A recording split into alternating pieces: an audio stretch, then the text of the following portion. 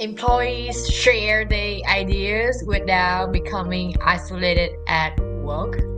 So I think if it's a workplace that they don't feel being encouraged, I think an employee has to know which channel perhaps is the best way to communicate. I think feeling not accepted or isolated is not a good feeling.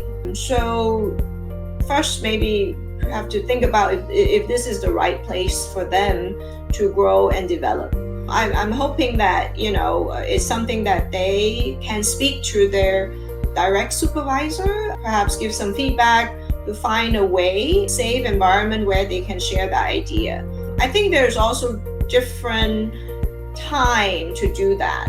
There will be time it's more about brainstorming, so a lot of the ideas being thrown out on the table and people pick and choose which ideas, and then I think it's okay their idea not being accepted, so they have to know the setting. There might be idea that some company has a culture of it's okay to make a mistake, it's okay to try out new ideas, and even if it fails, that they're okay with it. So is that an environment that this particular persons want to be in?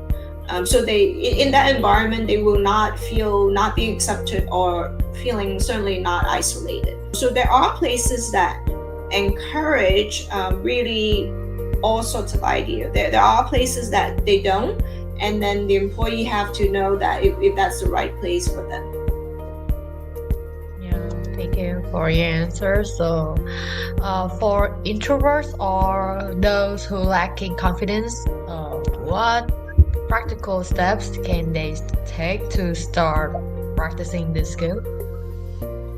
Yeah, I mean, I can relate to that. I mean, I am an introvert, and I was certainly very much not speaking up during my early days of my career. I also remember there was one time I was in a meeting, and I was actually got called out, and I was quite embarrassed because my colleagues would say, oh, you should speak up, otherwise this will affect whatever you planning. I couldn't, now I remember the context, but I felt embarrassed.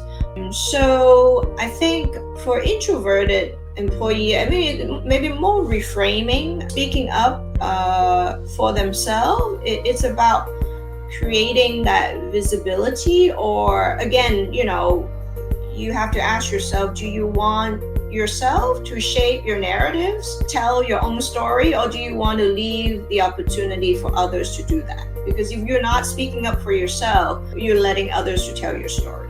And also reframing, the idea of is not bragging or is not being humble, but sharing something that is factual, sharing something that if it's about contribution, how you're going to contribute to the overall objectives and goals of the organization.